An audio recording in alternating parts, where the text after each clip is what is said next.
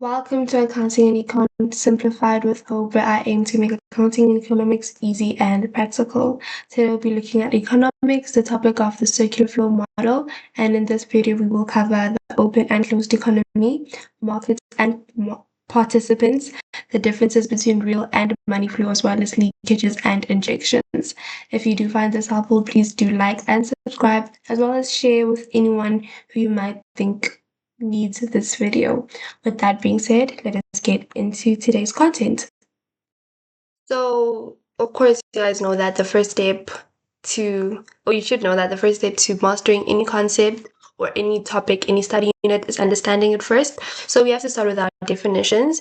Please do note that this video or videos that are topics that are also essay topics, I will be making the videos in my slides in an essay format. So you guys will see in the next few slides, it is just please do not feel like I'm bombarding you with information. I'm just trying to get as much done as possible, but you guys will see. So our first definition here is the definition of the circular flow model, and it is just a model that illustrates how money, goods, and services move between sectors in an economic system. Another definition that you could use is the circular flow model is a simplified representation of the interaction between the participants of the economy. Now, in regards to an essay, you can use this as your introduction or even your conclusion, but makes more sense for you to use it in your introduction. And please do remember that in an essay, you should never repeat whatever you stated in the body, in your introduction, or in your conclusion. So if your body already includes the definition of circular flow model, or your conclusion includes the definition of the circular flow model, you should never repeat it in any other part of your essay. That is just being redundant and will not get you any extra marks as far as I know. So just note that. Our next definition is factors of production, and this is defined as the essential economic inputs, namely land, labor, capital, and entrepreneurship used to create goods and services for profit.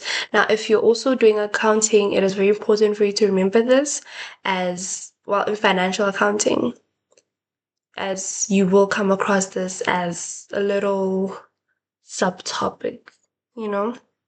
But here I have listed the factors of production as well as the remunerations of these factors of productions. And yeah, let us get into them. So first factor of production is land, and this refers to physical land or our natural resources. And the remuneration for this, or whatever the entrepreneur expects in return for this, is rent.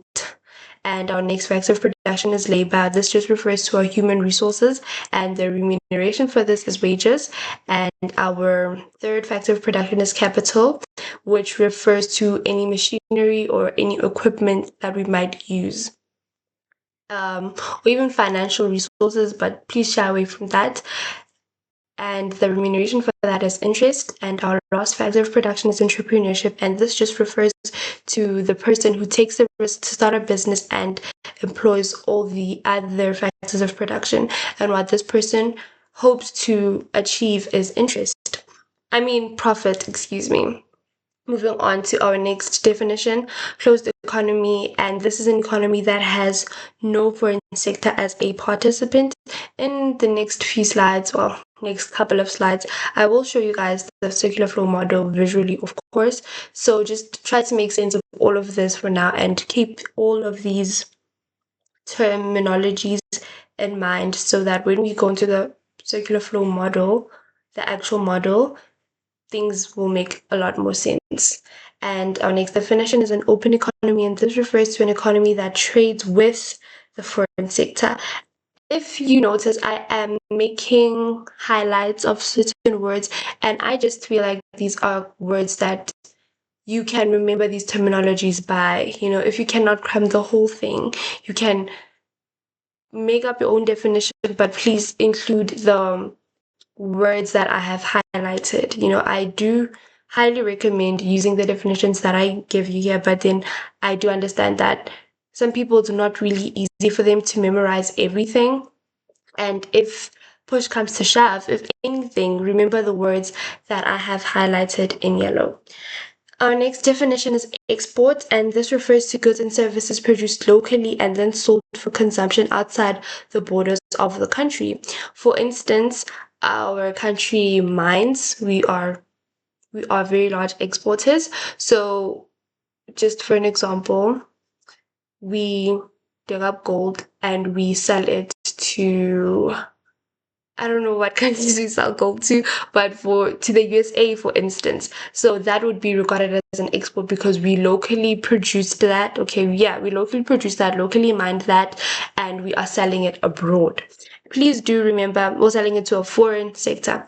And please do take note of the letters that are at the end of some of these definitions. These are very important as these will help you in identifying or memorizing your leakages and injections. And next definition is imports. Now, please do note that imports and exports are opposites. So if you grasp one, you can just make it the opposite just to get the other definition. And imports is defined as the goods and services produced in other countries and purchased by local firms or households. So remember, in exports, we produce and sell, and the other country is the buyer. Now in imports, they produce and sell, we are the buyer.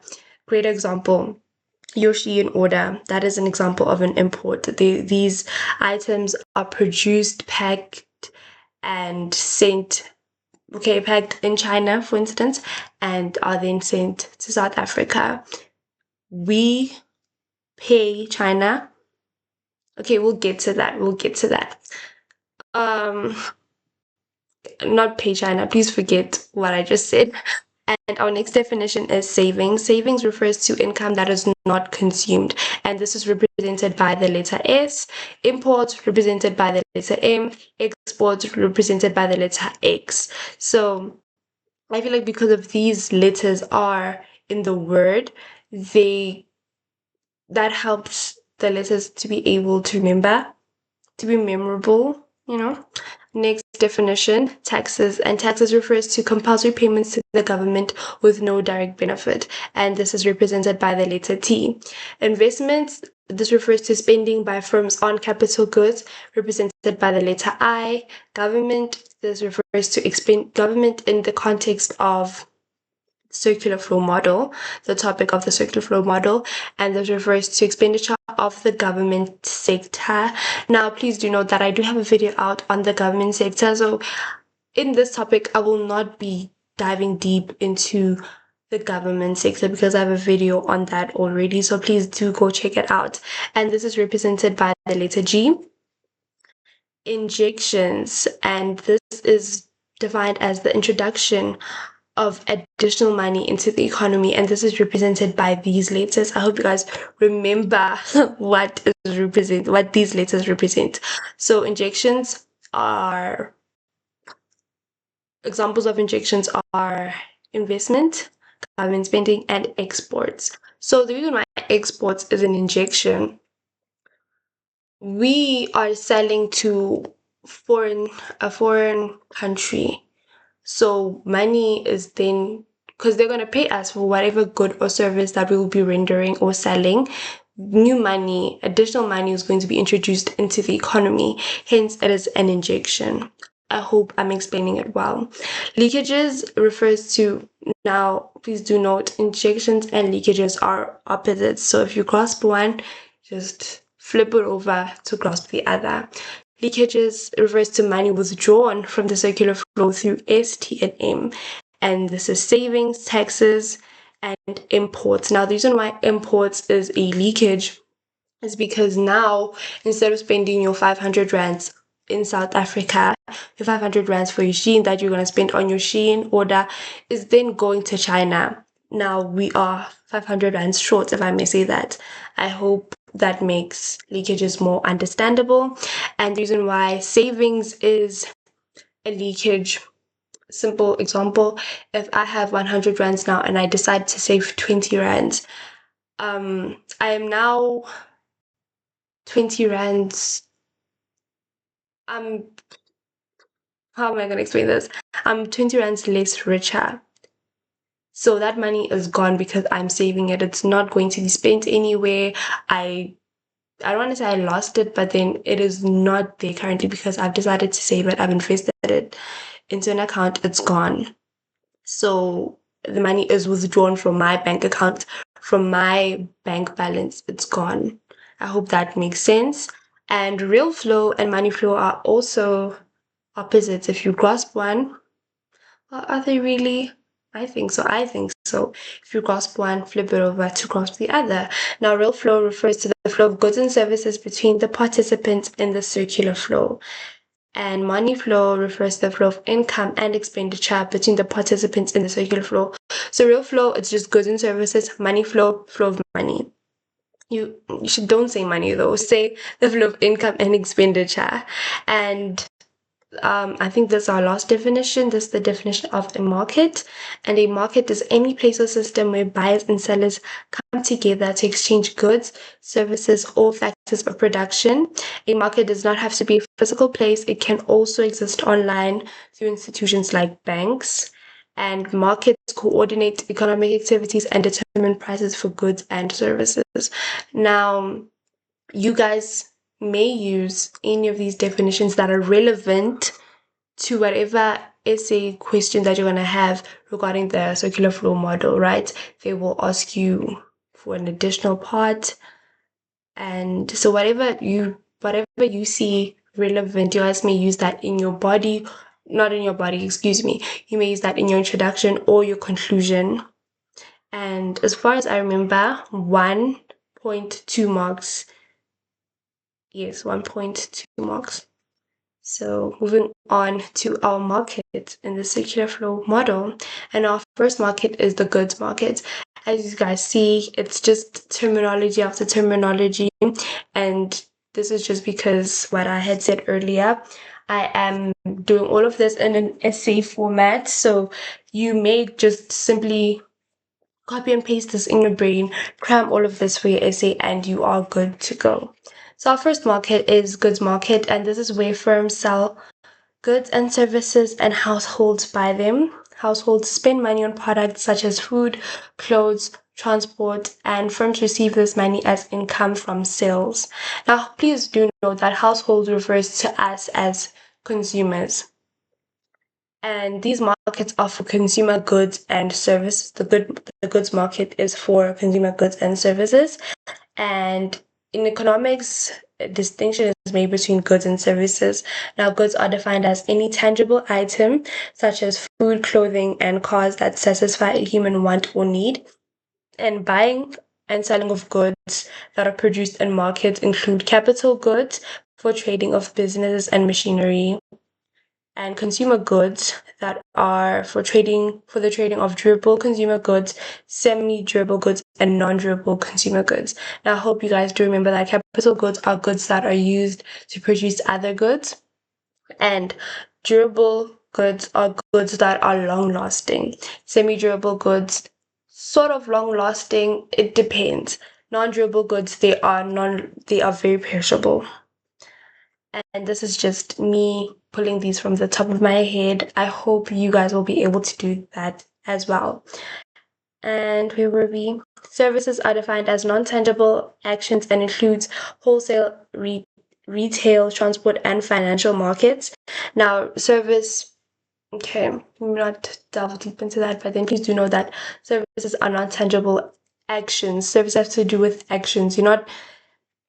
You won't, at the end of a service being rendered, you won't have anything tangible that you can have as proof that the service was done, if that makes any sense. Compared to if you go to KFC, and that is a good, right? If you go to KFC, buy your meal, you go out of KFC with your meal, you have proof of this interaction, of this transaction. Whereas if you go services, if you take a taxi, you get on the taxi and you get off. You have no proof of that interaction, well, except for like your decrease, the decrease in your bank balance. But then I hope I'm making sense. You just climb the taxi and you get off. That was a service. I hope that makes sense. If it doesn't make sense, guys, please do not hesitate to say so in the comment section. And one thing I'd like to clarify is that this is Accounting Econ Simplified. I don't make the kind of videos that you watch um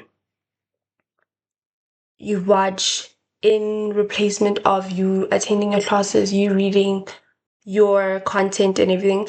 I make the type of videos that you watch just to sort of bring everything together, to make sense of everything, to conclude everything, to just simplify everything. So please do note that. And I aim to not make my videos as long, so anything that I did not touch in this video, I will make shorter version that will be released on TikTok only. And where were we? Flows of private and public goods and services are real flows, and they're accompanied by counterflows of expenditures and taxes on the product market. Now, this you will see it illustrated in the circular flow model in the next few slides. But then this just means that for every real flow, there is a money flow. Our next market is the factor market, and this just refers to the market in which the factors of production are bought and sold. And the factor market includes the labor, property, and financial markets. The factor market are real flows, and they're accompanied by counter flows of income on the factor market. I hope you remember what real flows are. This is not the flow of money. And this sentence is just saying that for every real flow, there is a money flow. Financial markets, financial markets, these are not directly involved in production of goods and services, but act as a link between households, the business sector, and other participants with surplus funds. Banks, insurance companies, and pension funds form part of the financial market, and I feel like this is pretty. You won't get asked a lot on this, so it's not something that I really delve deep into, and I think these sentences are clear enough. So I will get back to it if I do see the need to. And also do remember that do not hesitate to comment and tell me if you want me to go through something. I will not mind at all. And next market is our money market. In the money market, short-term loans and very short-term funds of less than 3 years. Now, this is very important because there are short questions that ask you the difference between the markets, between the different types of money markets. Do I have them here? Okay, yes, I do. So the money market and the capital market, I feel like you should memorize these key differences. So do note that the money market is for short-term loans and very short-term funds. And these are saved and borrowed by consumers and business enterprises. You will see the borrowing and saving illustrated in the circular flow model. Products sold in this market are bank debentures, treasury bills, and government bonds. The CRB is a key institution in this money market. Please do remember everything that I have stated or everything that is written here because they may come on as short questions in your exam or test. Capital market. In the capital market, long-term funds of 3 years or longer are borrowed and saved by consumers and business enterprises. And do remember that in the money market, that was the market for short-term funds. I hope you see the difference there. And the JSE is the key institution in the capital market. Remember, in the money market, the SARB is the key institution in that market. And products sold in this market are mortgage bonds and shares. And our last market is the foreign exchange market. And in this market, businesses buy or sell foreign currencies to pay for imported goods and services. These transactions occur in banks and consist of an electronic money transfer from one account to the other. The most important foreign exchange markets are in London, New York, and Tokyo. the SA rand is traded freely in these markets when a person buys travelers' checks to travel abroad. Imports and exports are real flows and are accompanied by counter flows or expenditure and revenue on the foreign exchange market.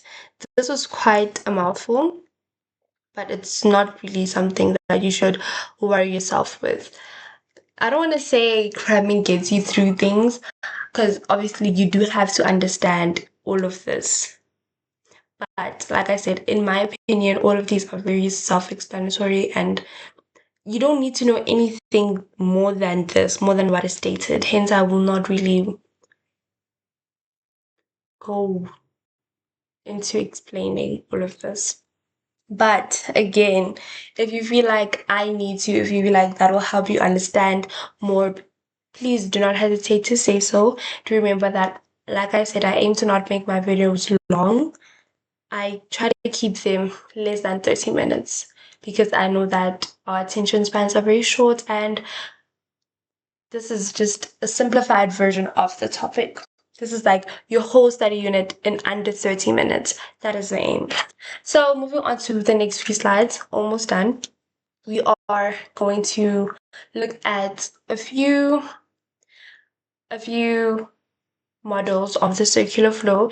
And when I say a few, you're just going to see the same thing again and again, but at different stages, just to introduce you to this slowly but surely.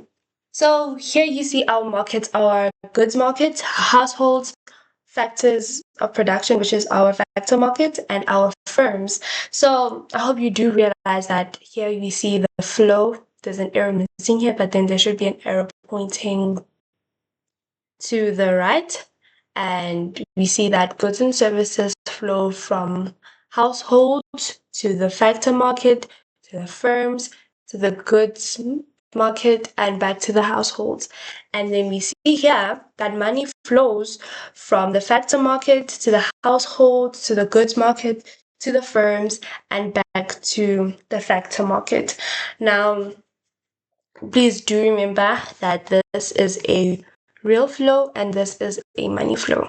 So just to make everything practical here, I go to look for a job, right? Go acquire the skills to look for a job. I get a job at Wimpy. And I work at Wimpy, make food, make breakfast. My cousin goes to Wimpy and consumes these goods and services. And that's how it comes back to the household. Now, we see here that I work at Wimpy. Wimpy pays me for my labor, right? So Wimpy pays me for my labor, and then I go to Spur to go consume goods and services, or my cousin, I give my cousin money, like, oh, let's go to Wimpy, just to bring everything back to the same firm. Let's go to Wimpy for breakfast, and here the money is going through the goods market, and we go consume, and then Wimpy gets the money back. So we can see here that it's a continuous flow of goods, services, and money. So there is in no stage where money is being held back, money stuck somewhere, or goods and services are not flowing. Well, that is not supposed to happen, at least. So I hope that this is simple enough for you. I hope that I've explained it well enough, because when it goes to the next stage, we're going to see another it's going to be expanded. You will see in just a minute, but I hope that this is understandable. Next illustration. So this looks like a mess, I know, but please do ignore whatever is happening in the center and focus on what is happening on the border. This is just what we were looking at just now. We see households, factor market, businesses, product market. The flows here are they're not different, but they're illustrated differently. So we see that in the factor market, yes, I see that now. This is what was in this place, it was our product market, and in this place it was our factor market. So we see here that the factor market from the factor market, or from the business. Okay, let's just start back at households. We use our money. This is money flow, excuse me.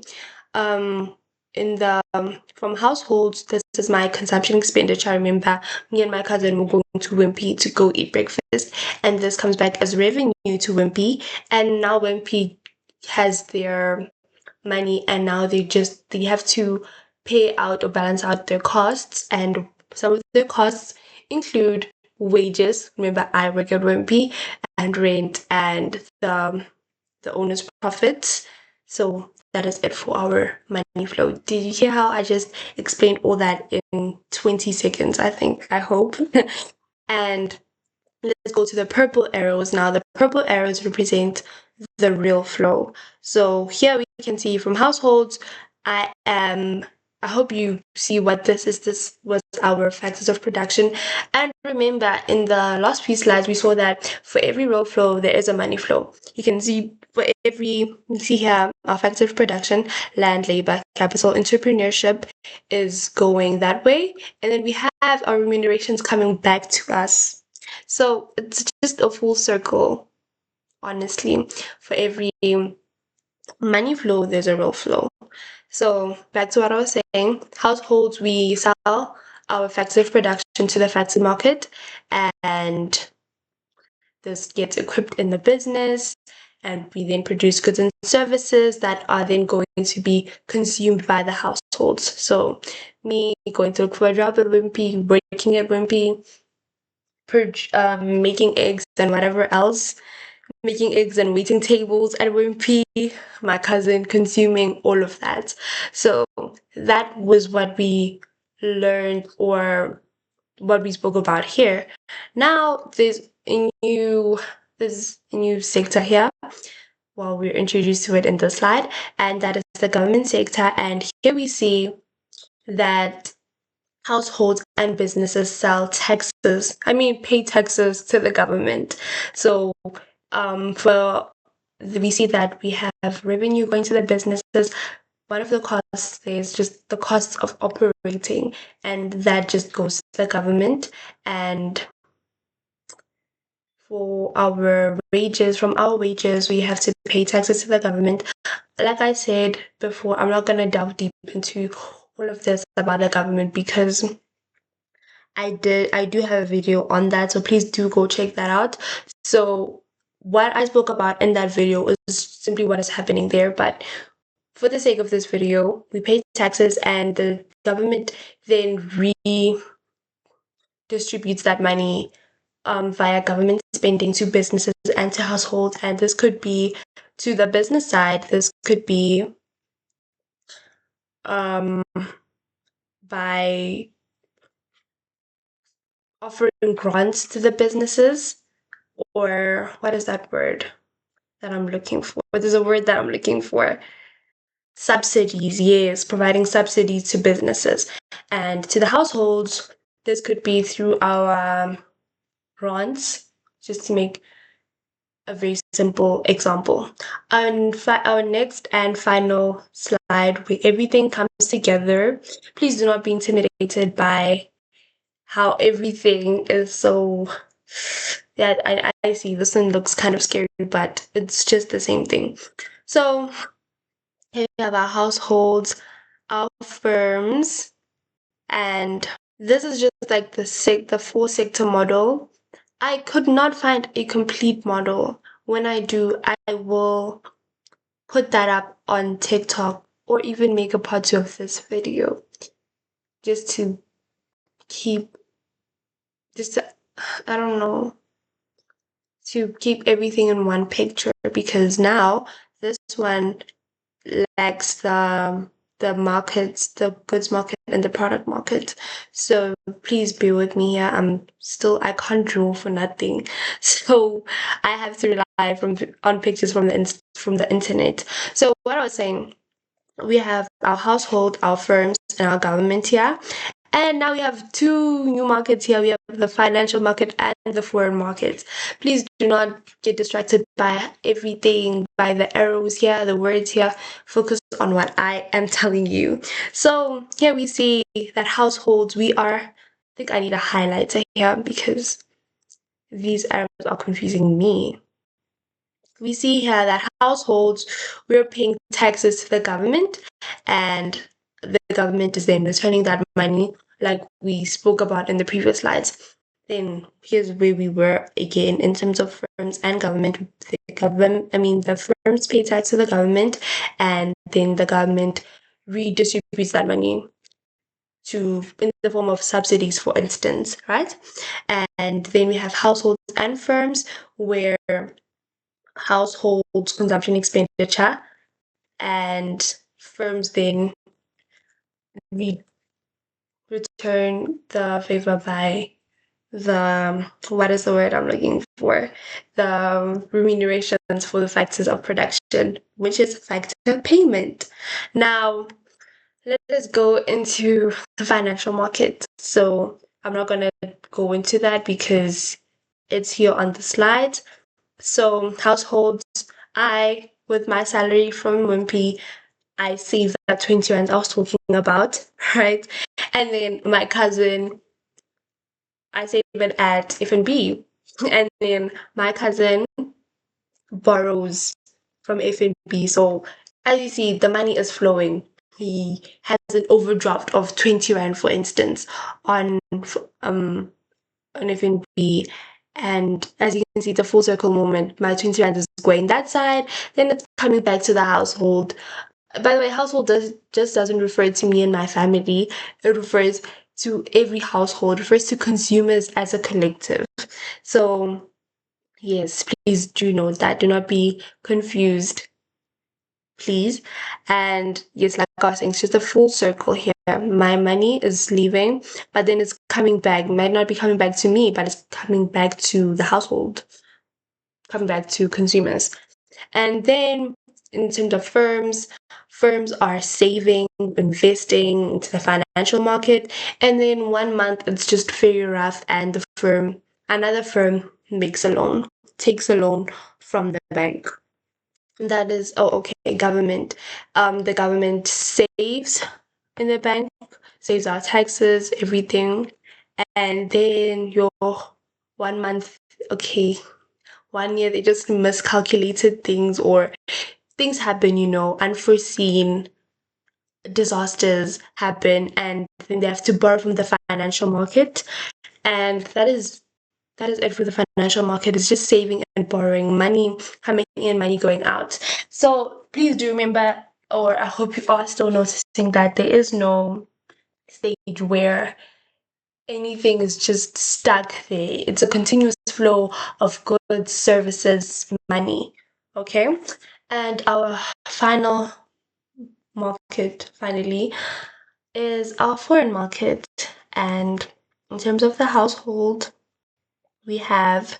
So, okay, let's start in terms of the firms. We see export commodities, and this just refers to what we're exporting. For example, raw materials, agricultural products, or manufactured goods that we're selling to India or China. Let's say China.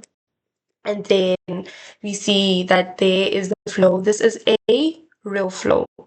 And then we see that the foreign sector then returns something to us, which in this case is money, because it's an import payment to us.